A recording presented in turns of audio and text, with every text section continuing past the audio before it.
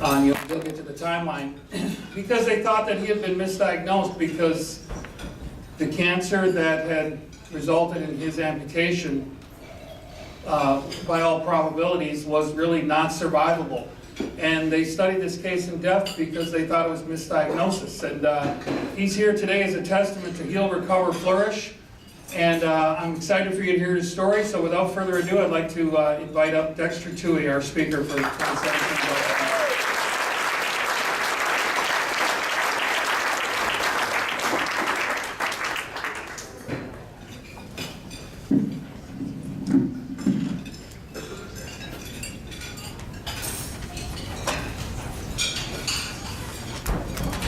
Thanks, Chris, for the kind introduction. And thank you, Wiggle Your Toes, for all the help you give to people everywhere. I'm going to give you a perspective on what life was like for an amputee where there was absolutely no services. There was no Wiggle Your Toes. There was no one you could call. You couldn't talk to anybody about skiing, anything. I don't know if any of you have looked at the website for Wiggle Your Toes, but the mission statement is absolutely brilliant, and I would have given anything to have a service that I could call and get some help from.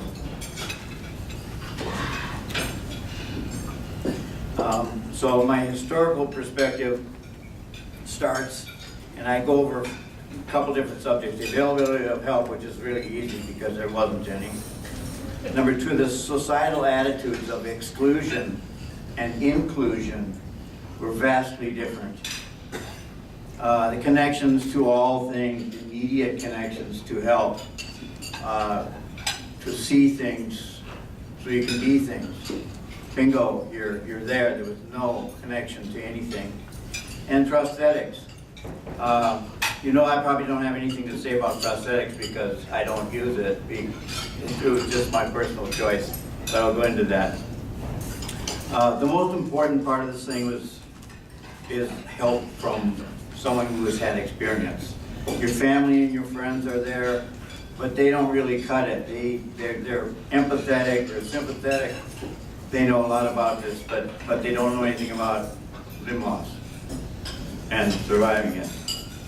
You know, certainly prosthetics are going to be a big part of your future, but first of all, you need help with your head when this sort of thing happens. What now? Where am I going to be going for the rest of my life? What am I going to be doing? So, my story of limb loss goes like this. Halfway through my junior year of high school at Roosevelt, South Minneapolis, I was diagnosed with this cancer called synovial sarcoma, and the survival rate was either at or near zero, and luckily they never told me that. It was right in my left hip joint, and long story short, I met with the head of the University of Minnesota Cancer Hospital. He explained the severity of my situation and gave me 3 options for treatment. The risks for each and the probable outcomes. And of course, the more drastic the surgery, the better the outcome, probably. I was really in shock as a 16-year-old kid. So his words echoed in my head for days. The treatment choice had been left up to me. My folks didn't want to get involved with it. It was too big of a thing. So I really struggled with this decision. And I can't tell you what turmoil there was in my head. And there was no one to call, there was no Wiggle Your Toes, there was nobody at all to call. So, as a 16-year-old kid, I chose this. And that certainly wasn't easy. So I made my decision. The surgery would take my entire left leg and left pelvic girdle in order to best eliminate the cancer and save my life. It was very drastic surgery. Even the surgeon said, we rarely do this because it's so brutal. So the date was set, and I was terrified. But worse, there was the delay. There was a staph infection in my biopsy incision, It would have to be cleared up before the surgery could go forward. The train wreck was coming, but now more slowly. It was torture. It really was torture. Those 2 weeks of anguish and fear at the University of Minnesota, the old hospital, these rooms were big and the lighting was dull, and I was in isolation. So everybody that came in had masks on, gowns. It was like the Twilight Zone. It was very spooky. So by day, it was cobalt-60 radiation treatments and putting on a brave face for my family and friends.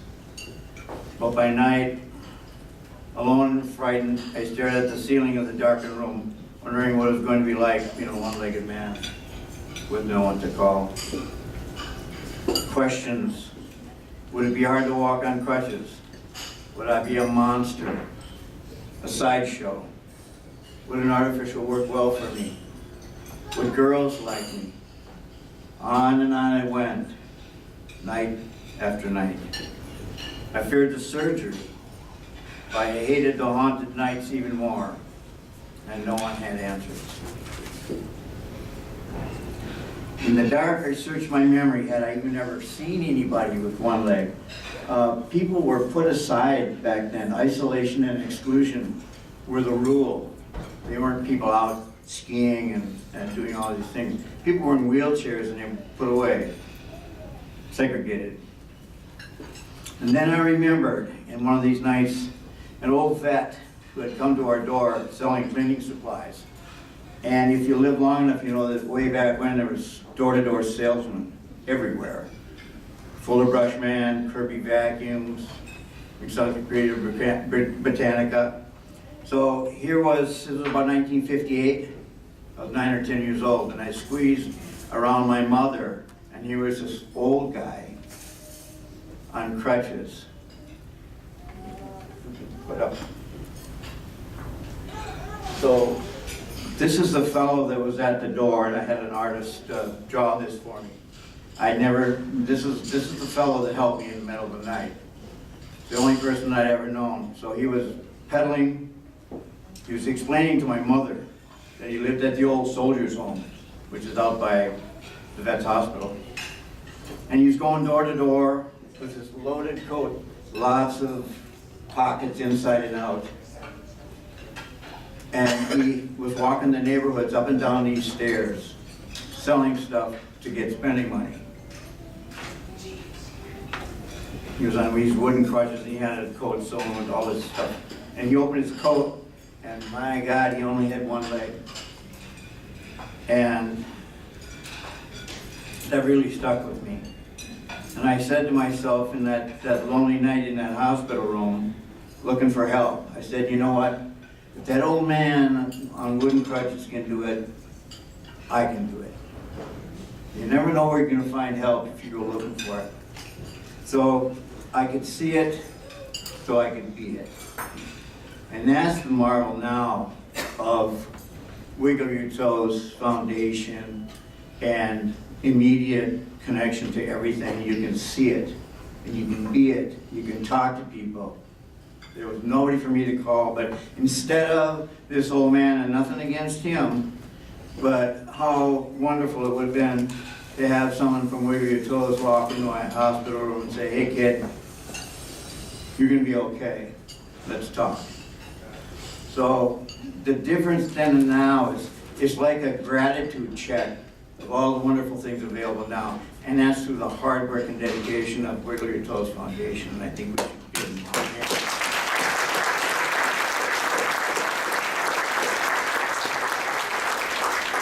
So, and I wonder out loud right here now that if the fine people of this foundation really, really know how profoundly they help people in their hour of need.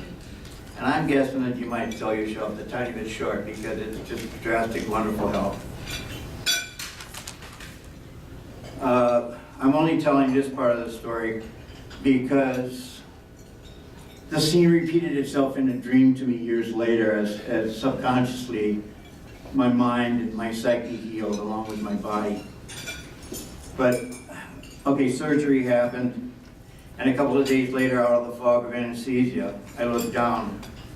Oh God, I thought I had body image issues before. So the surgery team came by a few days later to check on me and to talk. They said that everything went well, better than expected actually. They said they went up, way up into my organs once they got your pelvis off, you know, there's your organs. So he said they had gone up into my organs, there was no sign of cancer, and they were quite pleased with the outcome. And it was really good to hear. They didn't tell me that my chances of survival were not very good at all. I'm awful glad they never told me that. But even so, anyone who's ever had an amputation knows that everything is still exactly where it's supposed to be, right? It's there in your head. So my leg was still there, my butt was still there.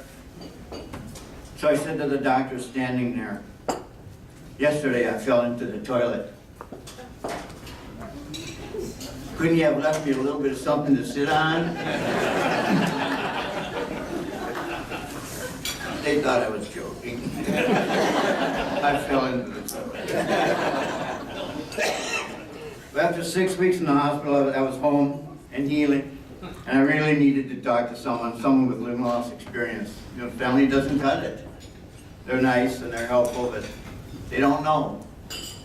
So, now what? My grandpa told me a favorite saying of his, that everybody's heard it. It's a good life. Then there's a pause. If you don't weaken.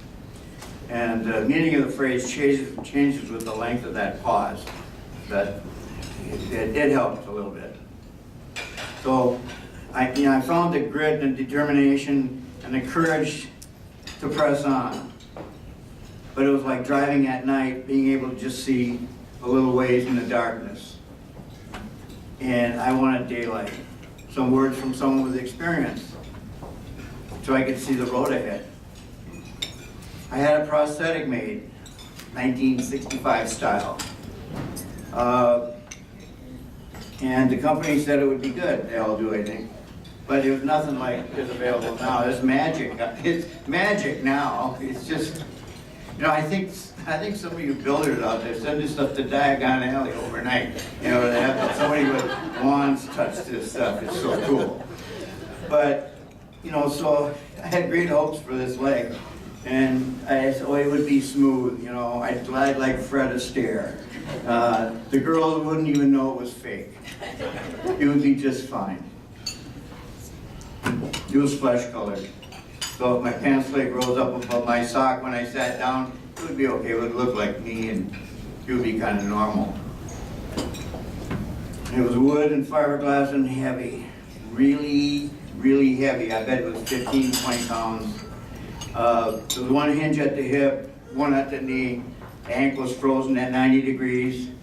You get into this heavy girdle kind of a thing. You kind of sit in this thing. You thrust your hip forward and hope the foot landed in some friendly spot.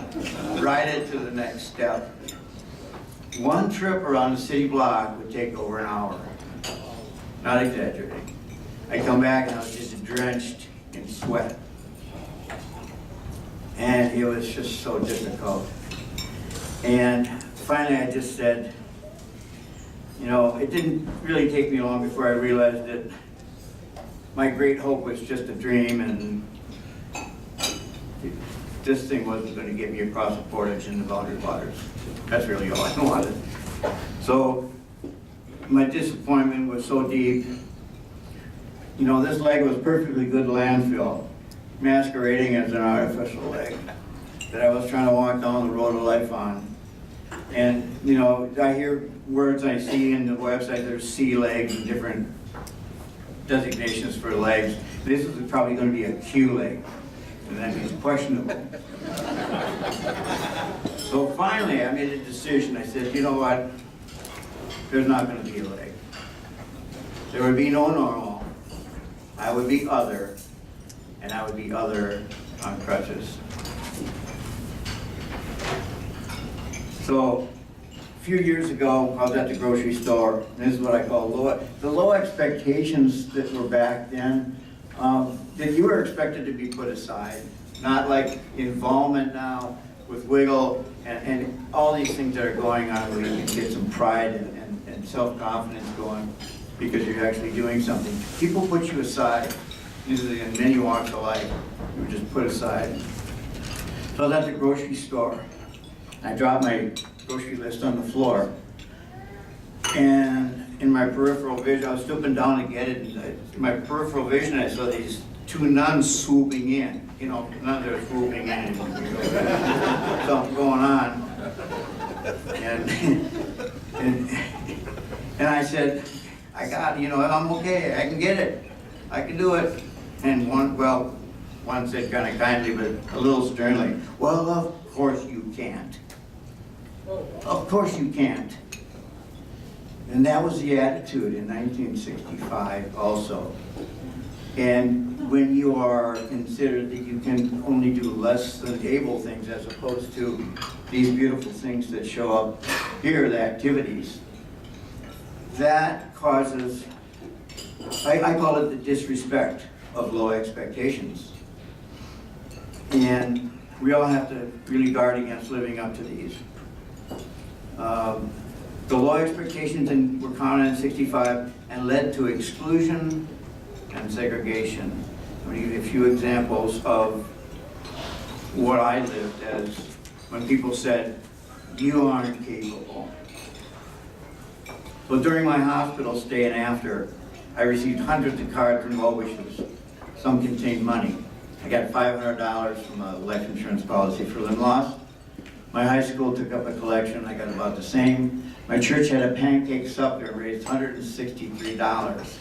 Sent a note with the money stating, best wishes, maybe with this money you can buy a nice TV.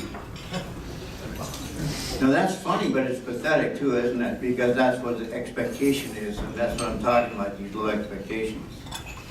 Well, I didn't live up to their expectations. I had my own. It was enough money to outfit me with a canoe and paddles and packs and tents and cook kits and sleeping bags, 35mm camera, and a telephoto with a 35mm camera with a telephoto lens. I was set.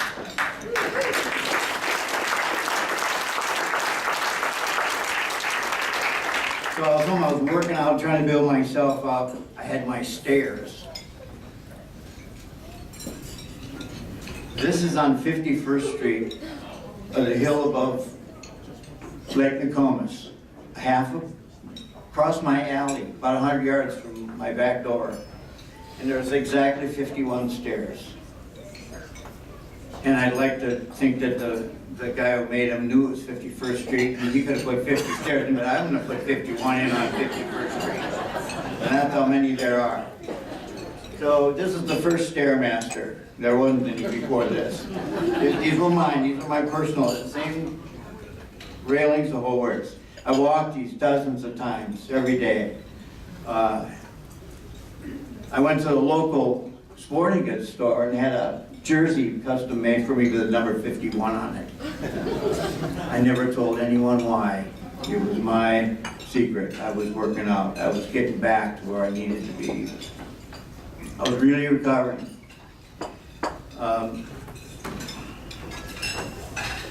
Then exclusion, a setback I hadn't seen coming, and I got quite a few of these setbacks. I was told by the YMCA that I couldn't go on the BWCA canoe trip midsummer because I couldn't handle it as a one-legged person. And that really, really hurt me. That was a body blow. That really got into my head. So instead I went on a canoe trip with my twin brother and my dad. And I did just fine, thank you very much. Here's a couple of pictures.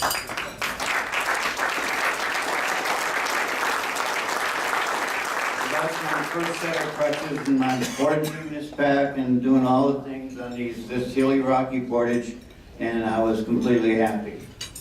I didn't know how long I was going to live, but you know, I was going to go on trips until I did die. So here's my twin brother and myself. You were kind of scrawny little guys at this point. And there's some of my new equipment. And I'm using the canoe. I'm in back. I'm using the canoe as a cane and a crutch, and taking one step and just going with the canoe. So I was pretty smart about some of this stuff. So then midsummer, my mother makes an announcement to me. She said she'd found me a school to go to for my senior year of high school. I said, what? She said, oh yeah, it's Marshall High School. It's for handicapped kids in wheelchairs, and they got elevators and ramps. I'm sure you'll like it. Here was well-meaning exclusions that I had not seen coming. My mother was really tough. I had never, ever purposely defied her, never stood up to her. But I said, no way. I'm going back to Roosevelt High School where my friends are. You had to fight for your place. People wanted to put you over there. So, well-meaning exclusion hurts just as much as any other kind of exclusion. So I was back at Roosevelt in the fall. My life was getting better. I felt I was really recovering. I was happy to be back with my friends, even though I was very self-conscious. I was working out with a gymnastics team. I had good skills. But then I was told I could not compete with the gym team. No reason given, no discussion. More disappointment. I said to myself, press on, Dex, press on. And I did. Then the very worst, after vowing to never wear my artificial leg again, my sister said I had to wear it in her wedding and walk down the aisle with it. I said no, but she insisted. And I'm sorry to say I gave in. This spoke volumes to me. It said, I was not okay the way I am. Not okay. So you see, I don't think that these exclusions could happen now with the huge paradigm shifts, I mean, from 65 to now, but especially, you know, with outfits like the foundation, like Wiggle Your Toes, where we celebrate what can be instead of what can't be. It's just fabulous. And so I applaud you. I just love Wiggle Your Toes.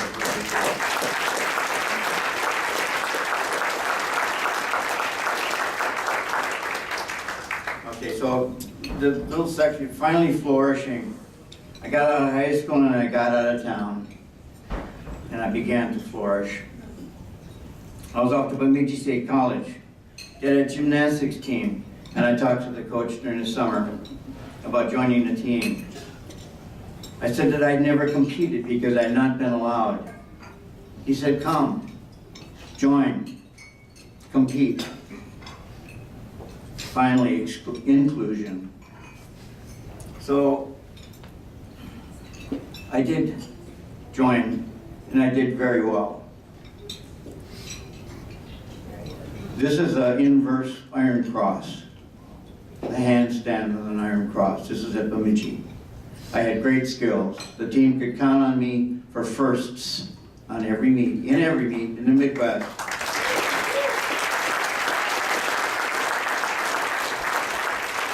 They could count on me for firsts on the still rings and the side horse. I was scared to death of the high bar. I just couldn't handle that. And that's a Maltese cross. They're out straight out, but it's an iron cross. So, I was just happy to be on my own. And I went to both summer sessions. You can tell this is summer. This is Bemidji, sailing on Lake Bemidji. Just to be away from home and learn. I majored in finding out about me. And it was a great time. It really started to come alive. And when I was there, fate assigned me a dorm roommate, best friend, soulmate, and canoeing partner of a lifetime. And I'll show you a couple pictures from that era. There's my buddy. Well, there's some portraits. You can see I'm up to my knees in mud. And you see I graduated to aluminum crutches, and that's, you know, I only got a little fancier than that. But those actually broke right down on me. The aluminum wasn't tough enough. And I actually had this stainless steel Hilliard 45 years ago, and it's the same piece. And it's my buddy, and it's tough. These are pictures. This is 1968 in the Boundary Waters. That's my James Dean lookalike.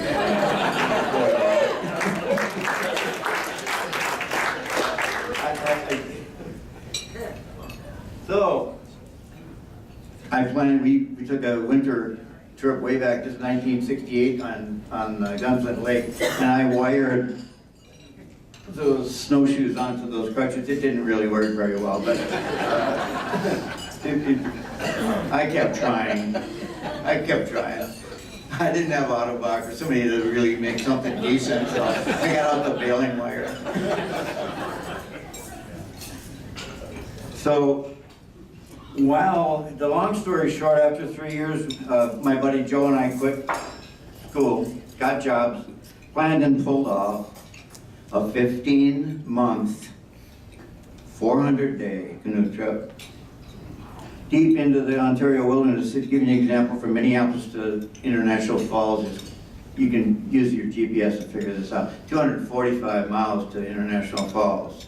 To our cabin, deep in the bush from 100 miles from the nearest road, it was another 270 miles straight as the crow flies. So we were deep, deep in the bush. We planned this for 3 years, saved money. I bought a camera, I paid on a camera, you'll see it. I paid for 3 years on a camera, like most kids were paying for cars. Anyway, let me show you a few pictures from this trip.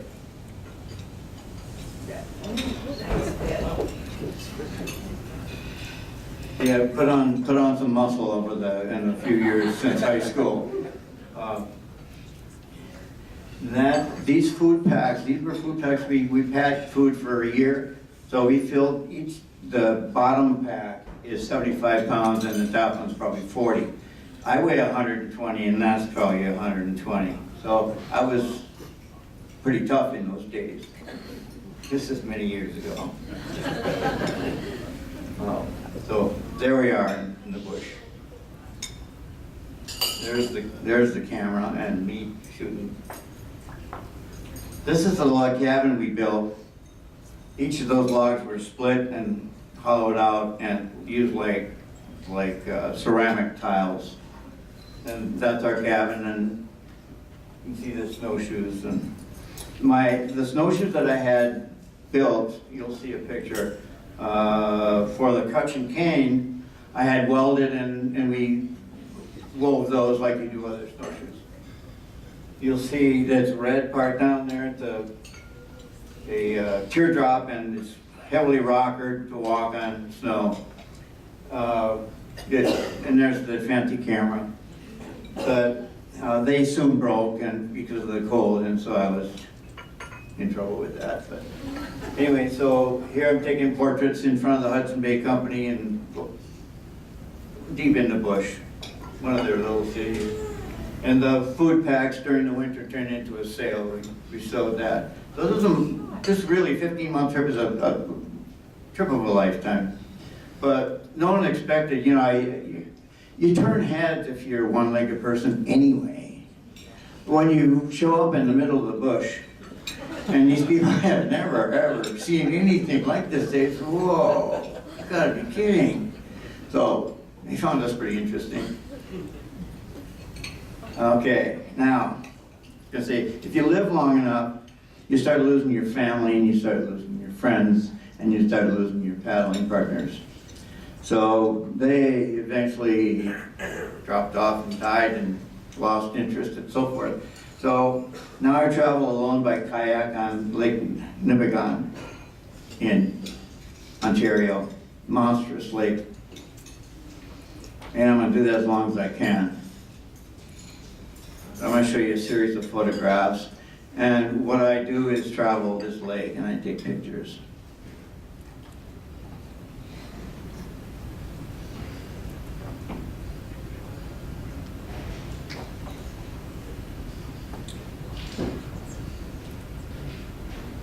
Timberwolf.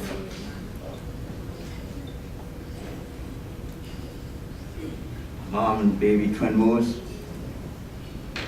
Big guy. This is the sort of thing I've always loved to do, and I just wasn't willing to give it up. And I had to change, you know, when we were paddling and foraging, I always had somebody to carry the canoe. That was always a drawback. But if they're going to go away, they're going to go away, and if I'm going to still do it, then you have to figure out new things. You have to be a little flexible. So I go on this big lake, and now I just pull my kayak up on shore. There are no portages. So you're just dragging it up, so you can still go. You just have to keep on thinking and keep on moving forward.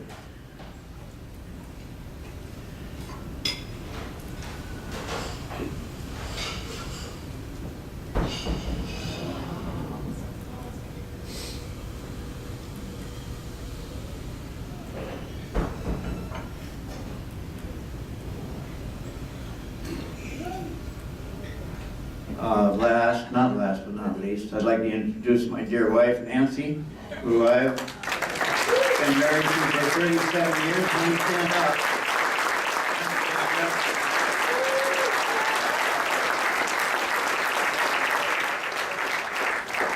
And she really never did care how many toes I wiggled.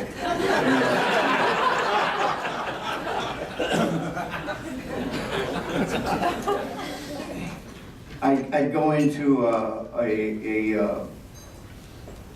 a long conclusion here, but you kind of get the drift from nothing to this fabulous outfit foundation that helps so many people in their most vulnerable time in their life. And it's I just love you guys. You're the best. And before I go, I got one more little story. You can heal and recover. And flourishing also means recovering subconsciously. Living with yourself is one thing, learning to love yourself is another. And some people with I don't know how many limbs, they could be centipedes and still not love themselves. But, sorry about that.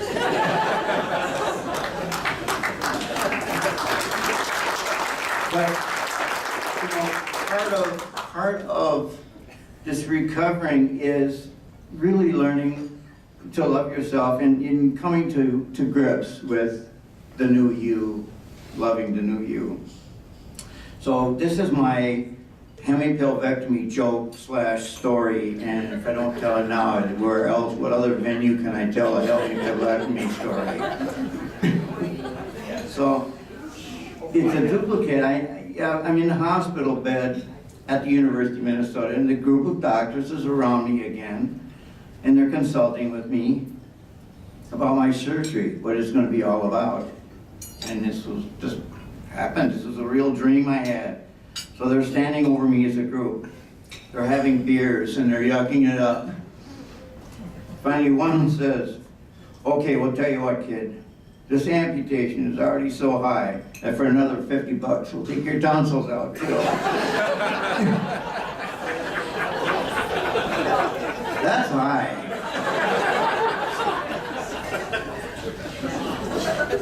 Everyone laughs. And I wake up laughing. You ever wake up laughing? So the subconscious part of my healing and recovery had taken a long time. But now the amputation had lost its power. With acceptance, I had taken its power away.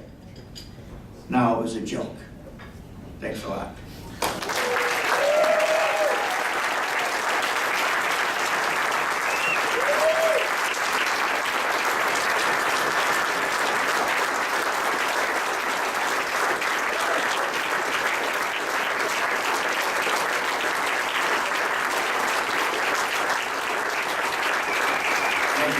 Thank you.